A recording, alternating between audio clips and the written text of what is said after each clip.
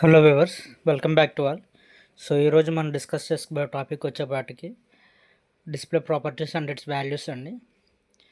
So నేను already కొన్ని హెచ్టిఎంఎల్లో కొంత కోడ్ అనేది నేను రాసి పెట్టేసి ఉంచాను. సో ఫస్ట్ థింగ్ వచ్చేపాటికి ఏంటంటే డిస్ప్లే బ్లాక్ అండి, అండ్ ఆ తర్వాత డిస్ప్లే ఇన్లైన్, అండ్ ఆ తర్వాత డిస్ప్లే ఇన్లైన్ బ్లాక్, అండ్ ఆ తర్వాత డిస్ప్లే ఫ్లెక్స్, ఆ తర్వాత డిస్ప్లే గ్రిడ్ అండి. టోటల్గా మేజర్గా 5 టైప్స్ ఆఫ్ వాల్యూస్ అనేవి డిస్ప్లేకి యూస్ చేయడం అనేది జరుగుతూ ఉంటుంది. కోడింగ్ అనేది యూస్ చేసేటప్పుడు జనరల్గా వీటిని వచ్చేపాటికి ఏంటంటే మనం ఏదన్నా కమర్షియల్ వెబ్ పేజ్ అనేది మనం డిజైన్ చేయాలనుకున్నప్పుడు వీటిని ఏంటంటే రెగ్యులర్గా యూస్ చేసేటువంటి properties. And so step by step వీటిని ఏ విధంగా మనం యూస్ చేసుకోవాలి, అండ్ ఇవి ఏ విధంగా ఫంక్షన్స్, వీటి యొక్క ఫంక్షనింగ్ అనేది ఏ రకంగా ఉంటుంది ఏంటని మనం స్టెప్ బై స్టెప్ మనం ఇప్పుడు చూద్దామండి. సో ఫస్ట్ది వచ్చేపాటికి డిస్ప్లే బ్లాక్. అండ్ దీని వరకు వచ్చేపాటికి నేను ఆల్రెడీ కోడింగ్ అనేది రాసి ఉంచాను. అండ్ ఈచ్ అండ్ ఎవరి దానికి కూడా ఒక డివ్ సెక్షన్ అనేది ఓపెన్ చేసుకొని, అండ్ అలాగే ప్రతి దానికి కూడా క్లాస్ నేమ్ అనేది కూడా నేను ఇచ్చుకోవడం అనేది జరిగింది. D1, D2 and D3, D4 and D5 అని ఇచ్చుకున్నాను. అండ్ బ్లాక్ వచ్చేపాటికి ఫస్ట్ ఆఫ్ ఆల్ D1 అని ఇచ్చాను. సో ఫస్ట్ దాంతో నేను స్టార్ట్ చేస్తాను. మనకి లాస్ట్ ప్రీవియస్ వీడియోస్లో కూడా మనం చెప్పుకున్నామండి. క్లాస్కి వచ్చేపాటికంటే డాట్ అని మనం ఏ నేమ్ అయితే ఇచ్చామో ఆ నేమ్ అనేది ఇవ్వాలి. .D1 అండ్ ఫ్లోర్ బ్రాకెట్స్ అని నేను ఇక్కడ ఓపెన్ చేస్తాను. సో ఓపెన్ చేసుకున్నటువంటి ఫ్లోర్ బ్రాకెట్స్లో నేను ఏం చేస్తానంటే ఇక్కడ బ్యాక్గ్రౌండ్ కలర్ అని చెప్పేసి నేను ఇక్కడ రాసుకుంటాను.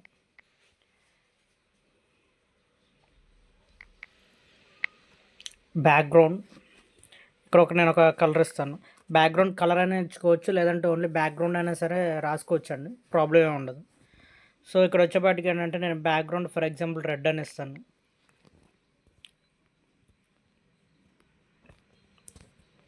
రెడ్ అని వచ్చిన తర్వాత ఇక్కడ వచ్చేపాటికి ఏంటంటే డిస్ప్లే బ్లాక్ అని రాస్తాను నేను.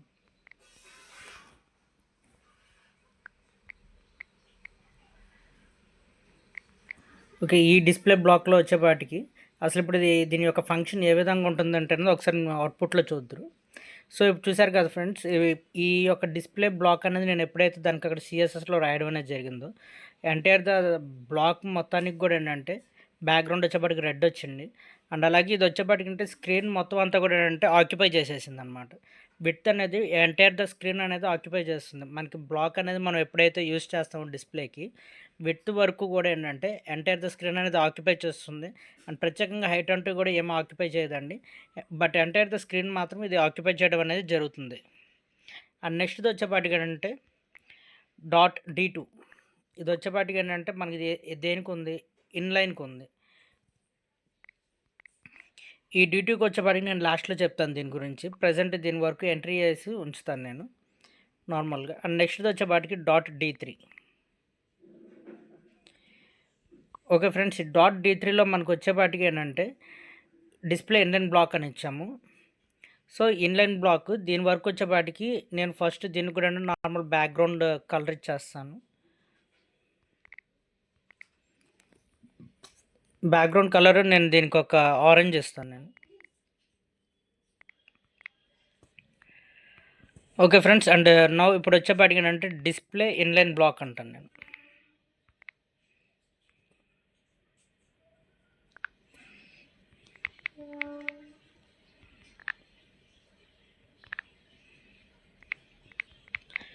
Display inline and black.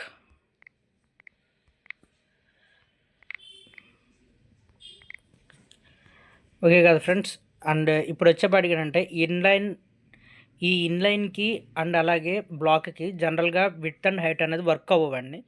కానీ మనము ఈ యొక్క ఇన్లైన్ బ్లాక్లో వచ్చేపాటికి ఏంటంటే విడ్త్ అండ్ హైట్ రెండింటిని యూస్ చేసుకోవచ్చు. సో నేను విడ్త్ వచ్చేపాటికి ఒక 200 px ఇస్తాను. అండ్ నెక్స్ట్ థింగ్ వచ్చేపాటి హైట్ వచ్చేపాటికి కూడా ఏంటంటే ఒక 150 px ఇస్తాను. అండ్ దెన్ ఇప్పుడు దీని ఒక అవుట్పుట్ అనేది ఏ విధంగా ఉంటుందనేది ఒకసారి మనం చూద్దాము. సో చూస్తున్నారు కదా వ్యూవర్స్, అండ్ నేను ఎప్పుడైతే కనుక నేను డిస్ప్లే ఇన్లైన్ బ్లాక్ అని ఇచ్చి దానికి ఒక బ్యాక్గ్రౌండ్ అనేది ఆరెంజ్ కలర్ ఇచ్చాను, అది ఎంటైర్ దట్ నేను ఇచ్చినటువంటి ఆ యొక్క 200 px width and 150 px height అది మెజర్ చేసుకొని అది ఆన్ స్క్రీన్ మీద మనకు అవుట్పుట్లో అనేది అది ప్రజెంట్ చేయడం అనేది జరిగిందనమాట. అండ్ నెక్స్ట్ది వచ్చేపాటికి ఏంటంటే .d4 ఇది వచ్చేపాటికి అంటే flex.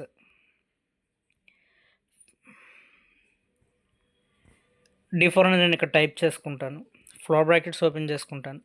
And background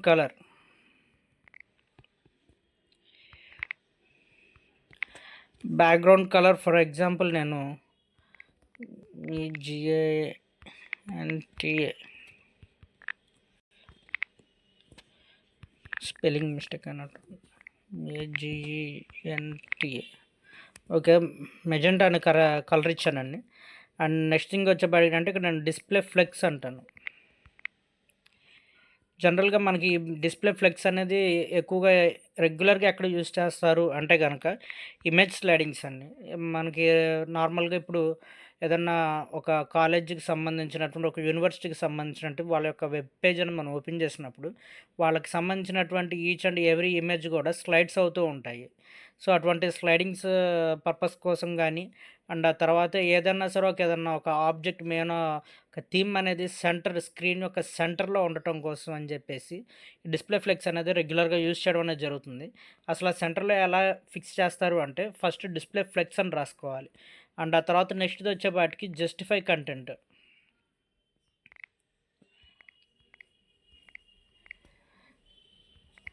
justify content అనేది వచ్చేపాటికి అంటే మనకి హారిజాంటల్గా అది వచ్చేపాటికి సెంటర్లో ఉంటుంది.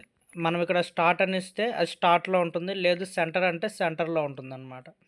అండ్ నెక్స్ట్ది వచ్చేపాటికి వెర్టికల్గా కూడా అది సెంటర్లోకి రావాలి కాబట్టి నేను అలైన్ ఐటమ్స్ అని చెప్పేసి అంటాను. నేను ఇక్కడ అలైన్ ఐటమ్స్ అనేది నేను ఇక్కడ ఇచ్చుకున్నప్పుడు ఇక్కడ కూడా నేను సెంటర్ అనే ఇస్తాను. సో ఇప్పుడు నేను ఏం చేశాను, డిస్ప్లే ఫ్లెక్స్ అన్నాను. అండ్ ఆ తర్వాత జస్టిఫై కంటెంట్ సెంటర్ అంటే హారిజాంటల్గా అది నాకు సెంటర్లోకి వస్తుంది. అండ్ ఆ తర్వాత అలైన్ ఐటమ్స్ అంటే వెర్టికల్గా కూడా అది నాకు సెంటర్లోకి అనేది డిస్ప్లే అవుతుంది అనమాట. అండ్ నెక్స్ట్ ఇది వచ్చేపాటికి అంటే దీనికి ఇంకొక చిన్న మార్పు అనేది చేయాల్సి ఉంటుందండి. ఇక్కడ వచ్చేపాటికి హైట్ వచ్చేపాటికి 100 VH అని ఇవ్వాలి. సో VH అంటే ఏం లేదండి, అది వ్యూ పోర్ట్ హైట్. అండ్ ఈ వ్యూ పోర్ట్ హైట్ అనేది మనకు జనరల్గా దేనికి యూజ్ అవుతుందంటే ఇప్పుడు ఫర్ ఎగ్జాంపుల్ నేను దీన్ని మొబైల్లో రికార్డ్ చేస్తున్నాను. నా యొక్క మొబైల్ విడ్త్ వచ్చేపాటికి స్క్రీన్ సైజ్ అది ఒక 800px అనుకుందాం. 800px నేను ఇక్కడ వచ్చేపాటికి ఒక 50px అని నేను అంటాను. నేను ఇప్పుడు 50VH అంటాను. 50VH అన్నప్పుడు అది నాకేమవుతుంది, ఈ యొక్క సెంటర్లో ఏ పొజిషన్ ఏదైతే ఉందో అది సెంటర్లోకి వచ్చేస్తుంది అనమాట. అంటే ఇప్పుడు ఇది వచ్చేపాటికి నా యొక్క మొబైల్ స్క్రీను 800px అనుకుందాం. 800px అనుకున్నప్పుడు ఇది నేను వచ్చేపాటికి అంటే ఇక్కడ నేను 50 అనుకున్న 100VH అని ఇస్తే అది నాకు ఆ యొక్క ఇమేజ్ అనేది నా యొక్క స్క్రీన్ సెంటర్లోకి వస్తుంది. అదే నేను 50VH అన్నప్పుడు ఎప్పుడైతే కనుక నేను నా యొక్క స్క్రీన్ సైజ్ అనేది సెంటర్ ఉందో దానికి సరిగ్గా ఖాయం చేసుకొని ఒక పక్కకి సెంటర్లోకి వస్తుంది అనమాట. ఒకసారి మీరే చూడండి అది ఎలా ఉంటుంది అంటే. సో చూస్తున్నారు కదా ఫ్రెండ్స్, ఈ విధంగా కనుక మనం చూసుకున్నట్లయితే ఇది ఫుల్గా రాలేదు. అంటే ఎక్కడైతే స్టార్ట్ అయిందో దానికి వచ్చేపాటికి సెంటర్లో ఉంది అది. అండ్ నెక్స్ట్ ఇప్పుడు వచ్చేపాటికి లేదు, నేను ఇక్కడ 100 అని ఇస్తాను. అది ఏ విధంగా ఉంటుంది అంటే ఒకసారి మీరే చూడండి.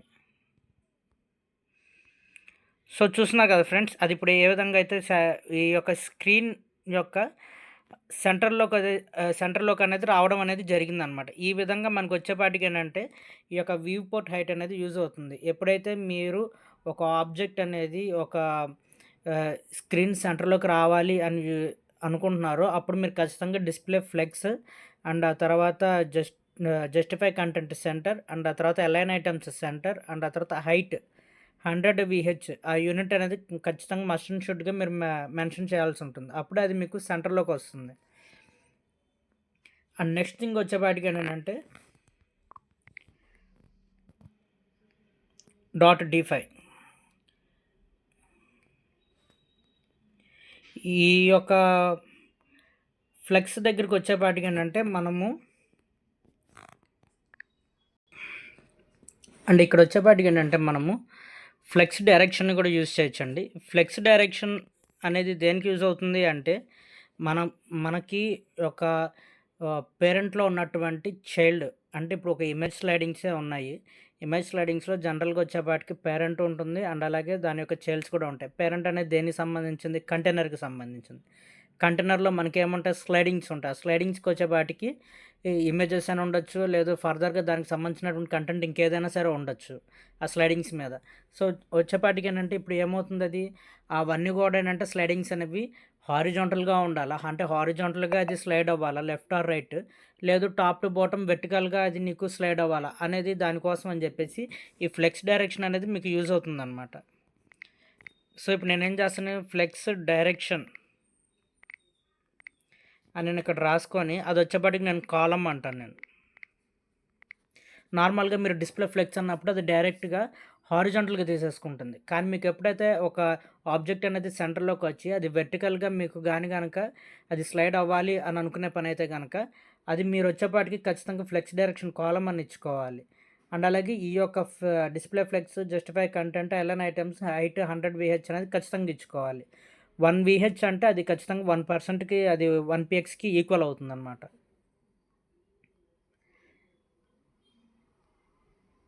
అండ్ నేను వచ్చేపాటికి ఇక్కడ ఏం చేస్తాను, ఈ యొక్క సేమ్ ఇదే మ్యాటర్‌ని నేను మళ్ళీ కాపీ పేస్ట్ చేసుకుంటాను.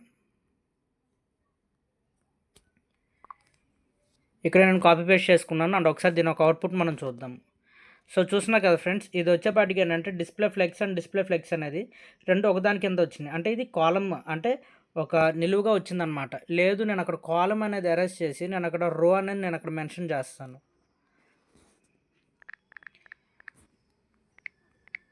Then what happened now? అది గనుక చూసుకున్నట్లయితే display flex and display flex 2 పక్కపక్కనే వచ్చాయి. అండ్ నేనేం చేస్తాను ఇప్పుడు ఇక్కడ మళ్ళీ నేను గ్యాప్ అని ఇచ్చుకుంటాను.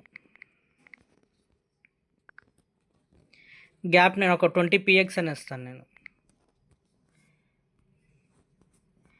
సో, ఇప్పుడు there is some space. So, ఈ విధంగా మనకి డిస్ప్లే ఫ్లెక్స్ అనేది ఈ విధంగా యూజ్ అవుతుంది. అంటే ఏదైనా ఒక ఆబ్జెక్ట్ గానీ హారిజాంటల్‌గా గానీ, వెర్టికల్‌గా గానీ పెట్టుకొని అండ్ దాన్ని సెంటర్‌లోకి కూడా తెచ్చుకోవడానికి మనకి ఈ యొక్క ప్రాపర్టీ అనేది యూజ్ అవుతుందనమాట. And నెక్స్ట్‌ది వచ్చేసేపాటికి D5. D5లో మనకొచ్చేపాటికి ఏమేమి ఉన్నాయి? గ్రిడ్. సో, నేను దీనికి వచ్చేపాటికి బ్యాక్‌గ్రౌండ్ అండ్ బ్యాక్‌గ్రౌండ్ నేను ఇక్కడ దీనికి వచ్చేపాటికి ఏంటంటే లైమ్ ఇస్తాను.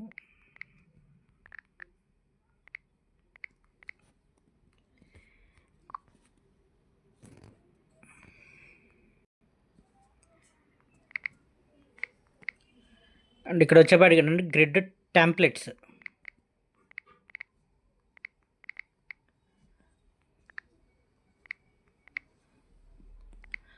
కాలమ్.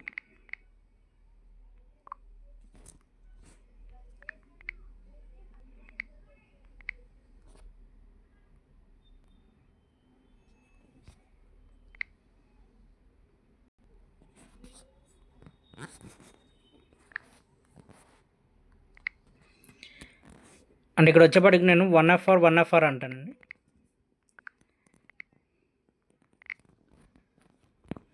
అండ్ ఒకసారి దీని యొక్క అవుట్‌పుట్ మనం అనేది చూద్దాం ఎలా ఉంటుంది ఏంటని. There is no change.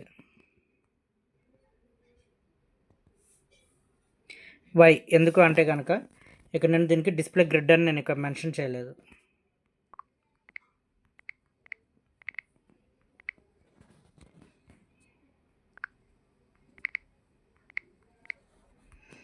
And ఇప్పుడు ఒకసారి చూద్దాం మనం. సో, చూస్తున్నారు కదా వ్యూవర్స్, ఇది వచ్చేపాటికి ఏంటంటే ఇందాక దాకా నాకు ఇక్కడ ఫ్లెక్స్ వెర్టికల్ లాగా నాకు డిస్ప్లే గ్రిడ్ అని చెప్పేసి మొత్తం 4 కూడా ఒకదాని కింద ఒకటి, ఒకదాని కింద ఒకటి ఉంది. కానీ ఎప్పుడైతే నేను ఈ డిస్ప్లే గ్రిడ్ అని ఇచ్చి దాని కింద గ్రిడ్ టెంప్లెట్ కాలమ్స్ అని 1FR అని ఇస్తాను అండ్ ఈక్వల్ డిస్ట్రిబ్యూషన్ అయిందనమాట అది. ఇక్కడ ఒక 1FR అండ్ ఇక్కడ ఒక 1FR స్పేస్ అనేది తీసుకుంది. లేదు అక్కడ నేను 1FR 2FR అని ఇస్తాను నేను. సరే 3 అని ఇచ్చాను. అది ఇప్పుడు ఏమవుతుంది, ఇది వచ్చేపాటికి ఒక భాగం అయింది అండ్ ఇటు పక్కన వచ్చేపాటికి ఇదంతా ఒక భాగం కాబట్టి ఇదంతా కూడా ఏంటంటే ఒక భాగం అవుతుంది ఇక్కడ వరకు. అండ్ నెక్స్ట్ వచ్చేపాటికి ఇక్కడ వరకు ఒక భాగం అవుతుంది. అండ్ ఆ తర్వాత ఇక్కడ వరకు వచ్చేపాటికి ఒక భాగం అవుతుంది. అంటే ఇక్కడ వచ్చేపాటికి మొత్తం 3 కాలమ్స్‌కి కావాల్సినటువంటి స్పేస్ వచ్చింది. అండ్ ఇక్కడ వచ్చేపాటికి 1 కాలమ్‌కి వచ్చినటువంటి స్పేస్ అనేది ఇక్కడ వచ్చిందన్నమాట. ఇక్కడ వచ్చేపాటికి 3 కాలమ్స్ అండ్ ఇక్కడ వచ్చేపాటికి 1 కాలమ్. సో, ఈ విధంగా ఏంటంటే గ్రిడ్ అనేది మనకి సెపరేట్ అనేది చేయడం అనేది జరుగుతుంది. సో, అండ్ నెక్స్ట్‌ది వచ్చేపాటికి లాస్ట్‌ది ఇక్కడ వచ్చేపాటికి D2 వచ్చేపాటికి ఏంటంటే మనకి ఇన్‌లైన్ వస్తుంది. సో, అండ్ ఇన్‌లైన్‌లో వచ్చేపాటికి ఏంటంటే మనం జనరల్‌గా ప్రతిదానికి కూడా బ్లాక్‌కైనా గానీ, ఇన్‌లైన్ బ్లాక్‌కైనా గానీ, అండ్ ఆ తర్వాత ఫ్లెక్స్‌కైనా గానీ, అండ్ ఆ తర్వాత గ్రిడ్‌కైనా గానీ, మనము ప్రతిదాన్ని కూడా ఏంటంటే ఈచ్ ప్రాపర్టీ అండ్ ఈచ్ కూడా మనం పేరెంట్‌కి ఇచ్చుకున్నాము. కానీ మనం ఎప్పుడైతే గనక ఈ ఇన్‌లైన్ యూజ్ చేయాలనుకుంటే మనము దానికొచ్చేపాటికి పేరెంట్‌కి ఇవ్వకూడదండి కండిషన్స్ అనేవి. మనం వచ్చేపాటికి చైల్డ్‌కి ఇవ్వాల్సి ఉంటుంది. సో, ఇక్కడ నేను వచ్చేపాటికి D2P అంటాను నేను. P అని ఎందుకు అంటున్నాను? అక్కడ వచ్చేపాటికి నేను పారాగ్రాఫ్ P ట్యాగ్ అనేది నేను ఇక్కడ యూజ్ చేయడం అనేది జరిగింది.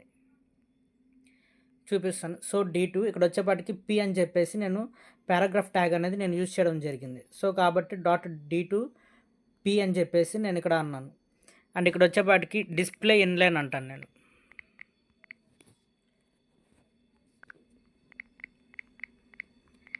ఇన్‌లైన్ అని ఇక్కడ వచ్చేపాటికి బ్యాక్‌గ్రౌండ్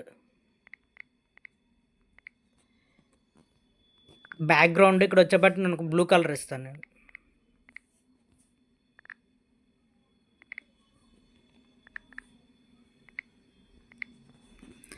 సో, ఓకే ఫ్రెండ్స్.